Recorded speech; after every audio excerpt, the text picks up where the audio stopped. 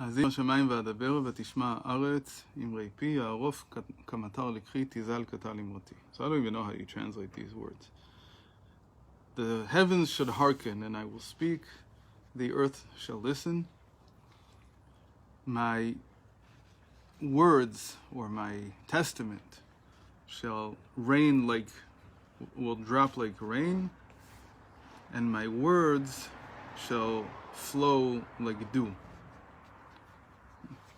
הנה בסדרה שלפניה אמר, העידותי בכם היום את השמיים ואת הארץ. In ניצבים, in Vayelech, Moshe Rabbeinu said, I am using the heavens and the earth as a testament before you, as witnesses. Right. Shem and Moshe Rabbeinu. How can you use the heavens and the earth as a testament? Because they're forever. So, obviously this is that's how I'll sometimes explain, but the simple thing is that this is poetry, and in poetry there are symbols. So here, more than even in other parts of the Torah, you have to understand what the symbolism means. So what does the Alter Rebbe say? He says, Hinei shamayim va'aretz em Torah shebichtav ve'Torah shebe'al peh. That the heavens and the earth, they represent the written Torah and the oral Torah. Now I'll explain why.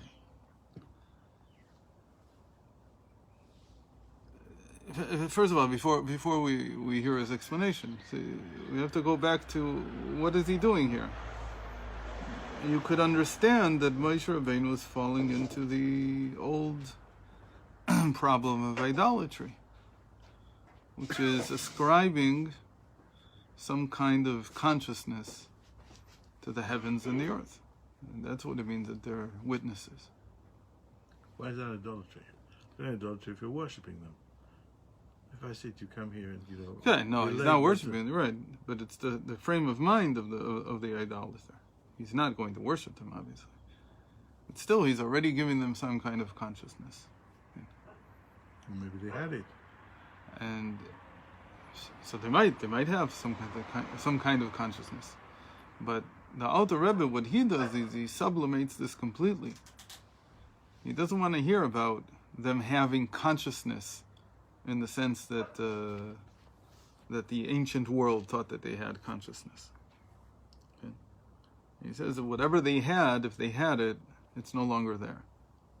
Where is it really? Ever since Hashem gave the Torah, it's in the Torah. Whatever that consciousness was, it's gone.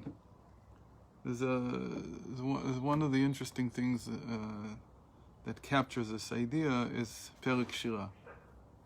Perik Shirah says that everything in the world has a song. And what is the song that it's saying? The song that it's saying is a pasuk from the Torah, somewhere in the Torah, or the Nach. So what did you do when you did that? What's the idea behind it? That from now on, the song is not in nature. It's now expressed in Torah. So somebody would come and say, you're stripping nature of its divine nature. It should have more divinity than that. We say, no, I know that I'm stripping it to some degree, but it's a necessary step in sublimating the whole feeling that somehow nature is b'shituf. It's together with God in creating human reality. And this is, in a sense, it's placing the human reality higher than the natural reality, which is probably, you might say, one of the major points of contention between how the world understands Chassidus and how Chassidus understands Chassidus. The world understands Chassidus, that Chassidus is going back to nature. That's the popular picture. You go back into the forest, and you go back, like Rav Nachman, into the field, and you daven there, and you feel the divinity in everything, which is true to some extent. But the reason that you can do that is because you first spent a great deal of time realizing that whatever divinity you're going to be finding has already been stated in the Torah. It's like, well, everything's in the Torah. It says that Hashem wrote in the Torah and created the world, so it's not really a chiddush. No, it's not a chiddush. So now the Alter Rebbe is doing this to the heavens and the earth, and he's saying, really, what do they represent? The oral Torah, the written Torah, and the oral Torah. The heavens are the written Torah, and the earth is the oral Torah. Torah shebichtav It goes nikra. back to what we said before, that that if the Torah was in heavens, we should go up and take it. Mhm. So whoever explains that's talking about that people thought that once in every 1,500 years There's they've got to go up and get another set of, says, no. It's Well, here. It's here. You don't have to send somebody up to heaven to have chidushei Torah. The chidush in Torah can come from people here in this world. So why? Torah shebichtav nikra shamayim. Why is the written Torah symbolized by the heavens? Ki shamayim notrikon shamayim. Because the word shamayim, as Rashi says, means there is water. What's the word notrikon? Notarikon is like an acronym, but it's in Greek. Acronym is also in Greek, actually, I think, or maybe it's in Latin, I'm not sure. But notarikon is usually phonetic. It's not so. Acronym is more morphological. Acronym, you just use the initial letter, even if the initial letter is silent, like it is a lot of times. It doesn't have a havara on it. But notarikon is like it's actually from the word notary. It comes from the same word, which is a stamp, which is really something that should have been morphological. But at least in the sages, it's understood as being a phonetic take on the word. So shamayim sounds like sham-maim. Sounds like these two words. There is water. And the Torah is likened to water, that it flows from a high place to a low place. U'dichtiv, as the Navi says, Hoi kol tzameh lechu lemayim. Anybody who is thirsty should go to water. Right. Where's the water? The water is obviously the Torah. Who's that, Hashem? No, who was the prophet? Who said this? Is it Yeshayahu or Yirmiyahu? Which one? No, it's one of the 10 minor prophets. It's the basis of all the Rashash's Kabbalah. Everything that it's called tzameh. Kelim, levushim, tzlamim, mochin orot. We talked about it a few times actually.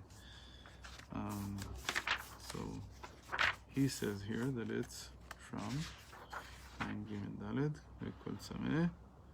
Yeshayahu Nun Hey. Okay.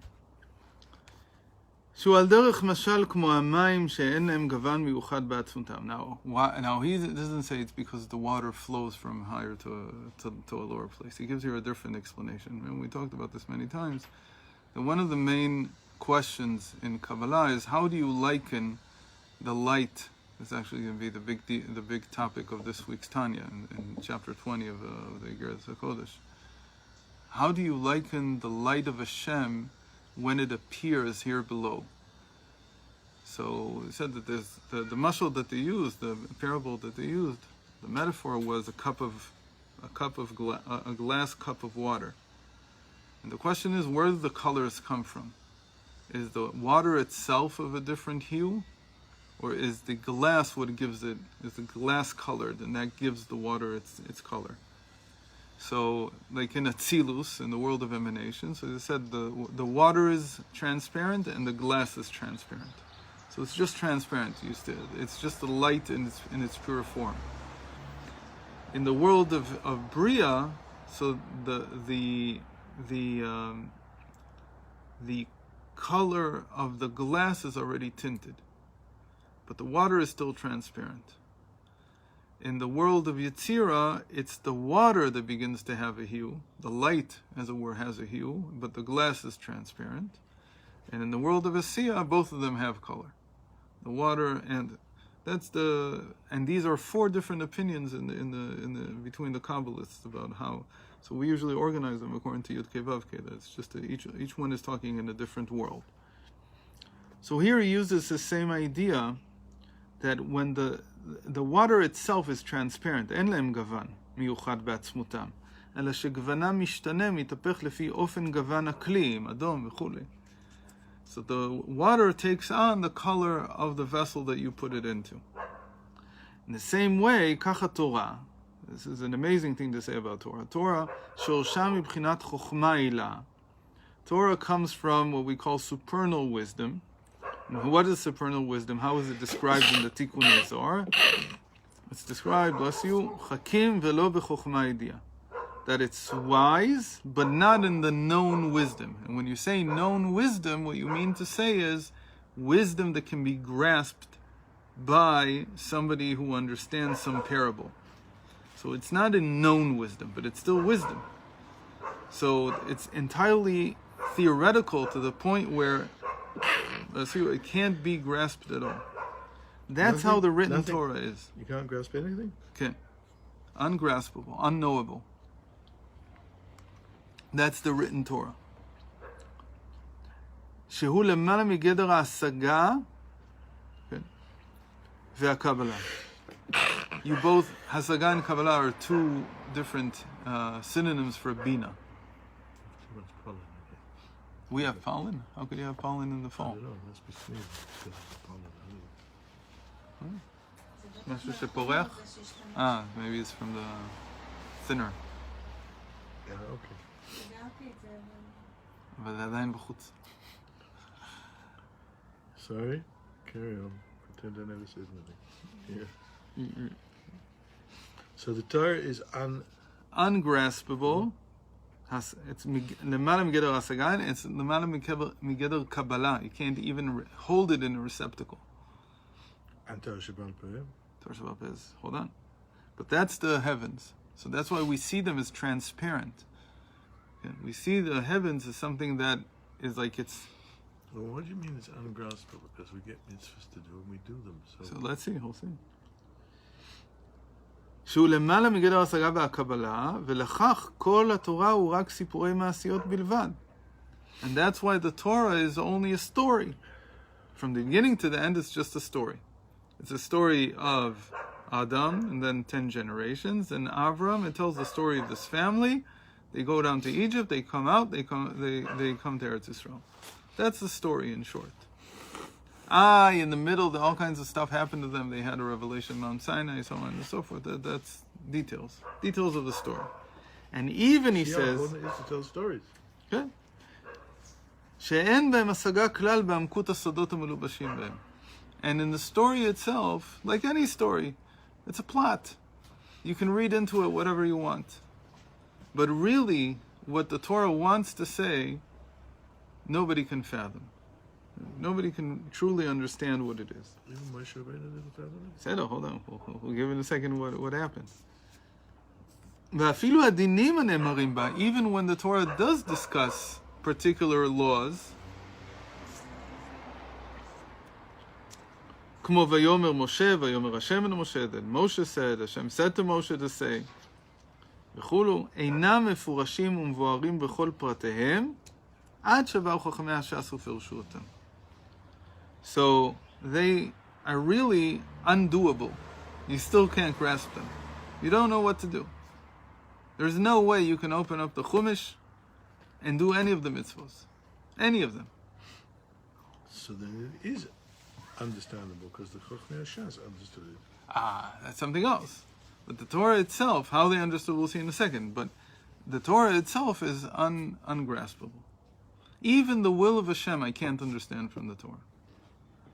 That's the thing that it always is very, very surprising. Somebody could even think that the Torah could stand by itself, that the Chumash could stand by itself, that you don't need an oral tradition. Because you start the simplest thing you want. It says, Pluvu. Okay. Does that mean I can just marry? Do I need to marry? Can I just multiply like a fish? What does it mean? Is there a maximum number, a minimal number? Do they have to live? What in the world are we talking about? It says nothing about marriage there. You go on to the next mitzvah, Gida Nasheh. Or before that, the Milah. What exactly are you supposed to take off? How do you take it? Can you do it with a knife? Can you do it under anesthesia? A million questions. There's no end to them. So how can this thing even begin to be understood without an oral tradition? Just the simplest questions. Okay, I want to do what it says. I want to shech the korban. Where do you shech it? From the tuchas? Where do you do it? How would you know? Not talking about the details that you want to put tzitzis on. You're supposed to tie them? Where did you get that idea? You just put strings on, and when they fall off, they fall off. Why would you have to tie them? Because they're not permanent. Okay, so now I'm beginning to get into the questions of, again, how many knofos do you have to? How many corners does a garment need to have? Any garment, if it doesn't have corners, like what do? You cut the. Any question, anything that you want to do from beginning to end, requires a ton of elucidation, and so it really can't stand by itself. But that's not a negative side; that's a positive side, because what that's showing is that the Torah never really came down into our world. The Torah is always Shemaim. It's always in the heavens. So what did these people do that threw away the oral Torah? No, if they, how did they explain anything? Well, they didn't. They don't. That's why they threw out all the mitzvahs, because you can't have. I mean, it was a level already of human existence where even a non-Jew at that stage would ask you, I want to do this, how do you do it? And so there's only two possible answers. The one is, we have a big court of wise men in Jerusalem, and they explain how to do it. But if you don't want them tied to Jerusalem and you want to create your new religion, so you can't say, you have to listen to the rabbinical court in Jerusalem. That's not going to work. So I think it took them a while to figure this out, but eventually they did. And they said, well, that was always in the past. It doesn't matter how we did it. And that's how they got over it in that sense. And the Muslims, to begin with, don't accept the Torah, so it doesn't really matter. But that's the idea, that the Torah is symbolized by the heavens. That it's transparent. It doesn't come down to earth. It's always, in a certain sense, completely spiritual. And even the parts that seem to be so exact, maybe the place that the Torah gives the most detail is in the construction of the tabernacle. It gives measurements. But in the end, when you go into it and you try to begin to do this, and having worked with Rabbi Yisrael Ariel for a while, I know the questions that he was asking. With all the Torah Shebaal Peh, he still didn't know what to do. Who was this? Yisrael Ariel, the guy who has the Mechon HaMikdash. Oh, okay. With all the oral tradition, there are still tons of questions. The simplest question in the world. I think we talked about this once. How much gold do you use for the menorah? It says kikar zahav. A kikar is about, if I remember correctly what he told me then, it's about 43 ounces. Like the Federal Reserve or something. Yeah. No, it's 43 ounces if I'm not mistaken. I remember he told me 43 ounces, he told me 43 kilograms. But whatever it is, he said, we wanted to make a menorah out of this amount of gold. We had the gold. Oh, they had that much? Yeah, it's not that much. Somebody donated. Even if it was 43 kilos, somebody donated it. You can't. Physically. It can't stand. Why? Because gold is soft. You have to make it, right, you have to make it so thin that it would crumble under its weight. So, how do you do this? So they came in eventually to the conclusion that the word kikar doesn't mean kikar. It just means a hunk, a chunk of gold, that's all. And you make it out of however much you need. And the one who comments this way, explains it this way, is a Rasag. Rasag says kikar there just means a chunk. It doesn't mean, it's not a weight measure. Nobody asked the Rebbe? I don't know if you asked him, but anyway, those are simple questions that you wouldn't even think that it was a problem until you actually came to build it. And then you would see that you physically can't do it. Maybe that's why Moshe Rabbeinu said, what is this thing? That's.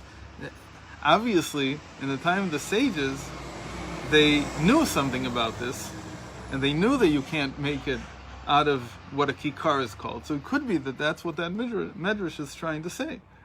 That he took the amount of gold that he had, he threw it into the fire, and it came miraculously out.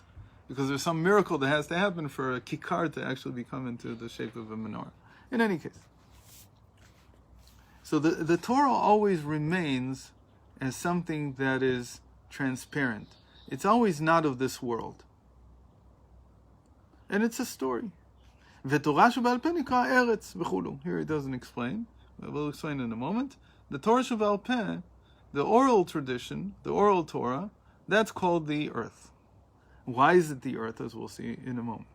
And they are the testament, they are the witnesses before Hashem, al Yisrael, ki behem nikar im kimu v'kiblu Yisrael et haTorah v'amitzvot. Why did Moshe Rabbeinu choose the heavens and the earth? Because they are a symbol for how you know if the Jewish people really received the Torah. And they really did it. And we'll see in a moment why. Why is the heavens and the earth together a symbol for this? But before we say that, so this is related. So somebody would say, what do you mean? Of course we know that they received the Torah. They received the Torah at Mount Sinai. What's the question? How would we have the Torah if we didn't receive it? But he said a moment ago that the Torah can't be received. It's lemala migeder ha'asaga ve'akabbalah. You really can't receive the Torah. So how did we receive the Torah at Mount Sinai? So I think hints. What? Hints. What do you mean hints? We received the text. Remez, you know. No, but we received the text. What do you mean we didn't receive it? So I saw, I don't remember where I saw this. I saw this yesterday. That I think it was from, I was watching something from Rav Adin. So he said, why is it that it says, V'salachta ki am kshe'orefu. You should forgive them because they're a, how do you say it? A stiff-necked people. Stubborn people. So what kind of a reason is that to forgive somebody? Because he's stubborn. He's stiff-necked. He doesn't... Stubborn, stiff-necked really means that he's hard to change. Incapable of accepting anything new. He's very... No, he did something wrong. So that's already a different question. He said that it means... Kshe oref, when somebody's kshe oref, it means that you hit them once, you hit them twice. They don't learn. They're stiff-necked. They don't care that they don't care that it doesn't work. They're stubborn.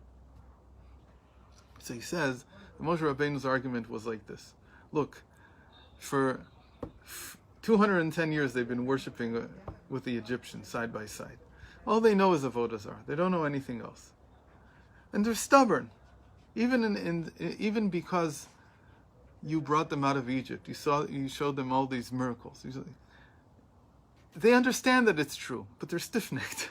It's going to take them time to adopt this new idea. But look, well, once they warm up to it, they'll be stiff-necked about this. They'll never leave this either. So give them some time. It's worth it. It's worth it for you. Waiting. Worth waiting. So that idea that Ma'amad Har Sinai, that the giving of the Torah at Mount Sinai was not black and white. The event was and when we say that they were affected like people, what we mean to say is that it takes people time to change. But it doesn't only take them time to change, it also takes them time to actually figure out what is it that they received. When they received the Torah at Mount Sinai, so again, it's the same thing as a person reading, his only contact is with the Chumash when he reads it on Shabbos. And he doesn't actually say or ask the question, how do I do this? He doesn't actually try to put it into practice.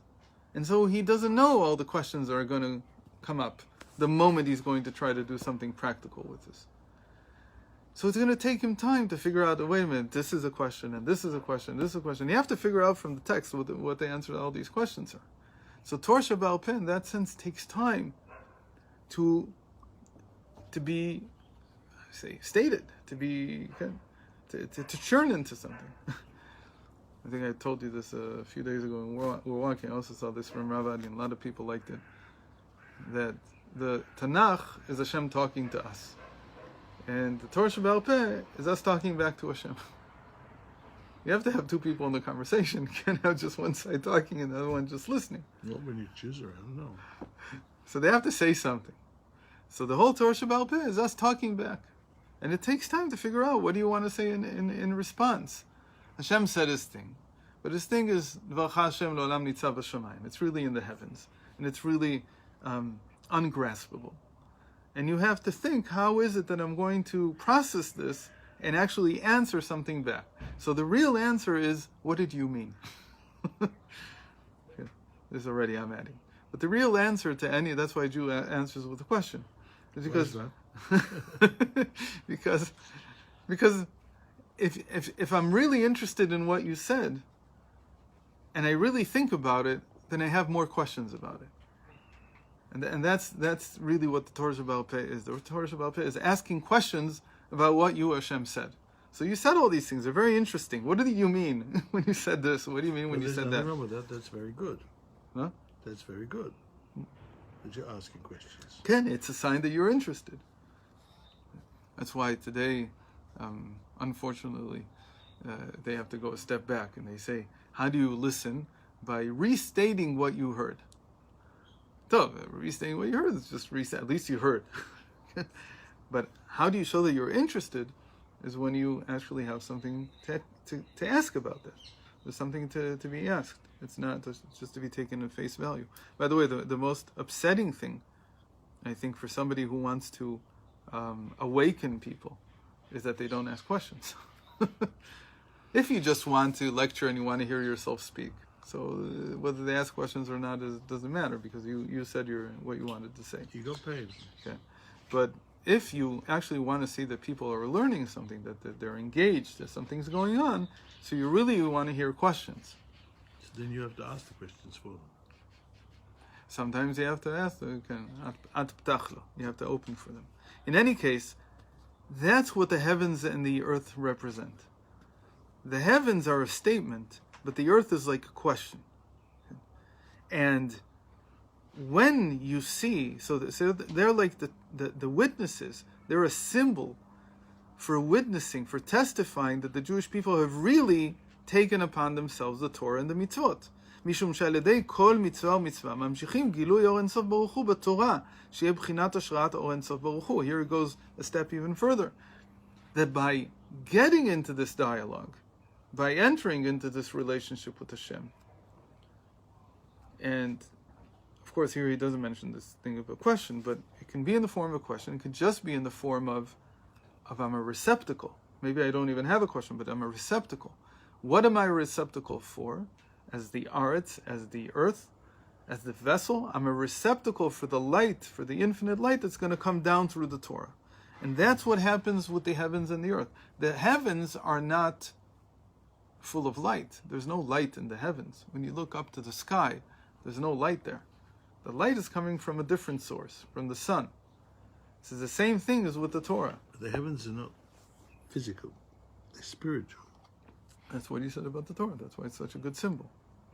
It's something that in the end is ungraspable.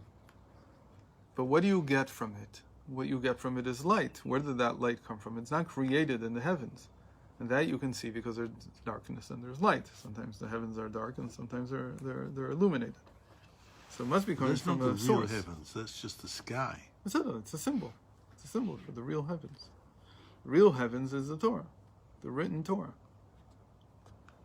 You don't have to worship the heavens anymore, because whatever the heavens were giving you before you had Torah, now you have in the Torah. That's the sublimation of the entire idolatrous picture of reality. That the Torah itself has captured, encapsulated within it the same role that the heavens used to play. Except that, again, that the Torah by itself is just to transfer the infinite light. ממשיכים גילוי אור אינסוף ברוך הוא בתורה, שיהיה בחינת השראת אור אינסוף ברוך הוא בחוכמה עילה. That there should be an illumination, the heavens should be illuminated. To say it another way, that the Chumash in and of itself, even though it's a nice book, it's not illuminated until there's an earth. I think we talked about this many times. That the heavens are really just empty space. And in empty space, it's cold and there's no light. So what happened at the moment that here on earth there's so much light and it's nice and warm? Because of the earth. So suddenly the heavens warm up. The heavens become full of light. What's going on? Because there's an earth, because there's something for the light to hit, to make contact with. The heavens in and of themselves, he says, they're transparent. They will always, the Torah is always willing, and it's the right thing for transferring, for transmitting the infinite light. So in space there's no light? In space it's all dark? It's all dark. Good. Same idea. There's no king without a people. You can't reveal the quality of being sovereign until there's a people to be sovereign over. You're going to create them to do that. Okay. So you need the heavens, which is what transmits or is a conduit for the infinite light, but you need the earth to be the receptacle. And it's a receptacle in the sense that this is when it hits the earth, when there's, like we said before, maybe a question, or when there's a need to perform what the infinite light's will wants, then suddenly everything is filled with light and warmth. So they are the testament about whether we understood this whole point of receiving the Torah, which was in the end to fill reality with the infinite light. Ki mitzad atzmo, the infinite light, on its own, hu meromam umitnaser revavot madrigot le'en ketz mibchinat chokhmah. It's infinitely higher than even the Torah, than even the chokhmah of the Torah. Even the wisdom of the Torah is just ma'aseh. Kulam b'chokhmah asita is just considered to be action relative to the infinite light itself, to the infinite light of God, to the infinite revelation of Hashem. But without the oral Torah, without the earth, it remains transparent. It remains just another thing on the way down, but nothing is happening there. Nothing is transpiring within the Torah. וכמאמר דלית מחשב התפיסה בי, כי אם על ידי השגת התורה וקיום המצוות. And what the Zohar says, דלית מחשב התפיסה בי, that thought cannot capture the infinite light. That's true, except for when there's hasagat Torah, when there's intent to comprehend Torah, v'kiyum mitzvot, and to perform the commandments. And then mamshichim gilui Likutei yitbarach liot shoreh umitlabesh behem. And then the infinite light of Hashem becomes enclosed within the Torah and within the mitzvos. So what happened for the first 2,000 years before they gave the Torah? There was no infinite light. There was no. Hashem only held the world because He wanted there to be a world. So then how did Avram and Yitzchak and Yaakov understand what was written in the Torah? They're already the beginning of doing something. They didn't just understand the Torah as a book of wisdom. We talked about this. When he came to Eretz Yisrael, he came down from being what we called koach hamaskil, just the intellect, or as he calls it, sechel hane'ela mikol rayon, the thought that's above all conception. When he came to Eretz Yisrael, he began to act with loving kindness. His acts of loving kindness, they were already an attempt to bring this light down into the world. And that's when the 2,000 years of Tohu, that's why they're called 2,000 years of Tohu, of chaos. Because really what it's trying to say is that Hashem kept the world going but Hashem's will could not be performed at that time. There was no performance of the will. And there's a whole question, when did the 2,000 years begin? But the Chazal say, the nefesh asher asu b'charan, that the moment that he started doing kindness to other people, and he even started in Haran, all the more so when he came to Eretz Canaan, that's the beginning of Torah. Why? Because now you have a complete system. Again, it's to say that it's not that they didn't know the Torah, but the earlier generations, what they knew was entirely transparent. Supervision. Good. It didn't become life. It didn't become anything that was. To say it another way, and we talked about this when we were talking about Tkiyas Shofar on Rosh Hashanah and Shabbos, the dissonance between the theory and the practice. That as long as there's no practice, it's not just that the theory, if there is no practice, it's not just theory and practice. It's that the theory means nothing. It's fluff. Who cares? I mean, somebody might sit and listen to a lecture, but if nothing to do with it, it's just Luftgeschäft. It's nothing. It's really nothing. Why would you even remember it? You remember something the moment that you use it in some way. Like the stories. I don't know how you remember all the stories. I know how you remember, because you've told them. Right. And you remember when you told them. And you remember to who you told them. And you remember in what situation it's a good idea to say this story. What situation it's a good idea to say this story. Because you applied them in some way. Yeah. Yalla. And this is pretty much it on Thursday. We'll continue on Thursday, and We can end on Friday this week if you're free. In the morning. I hope so. We'll try.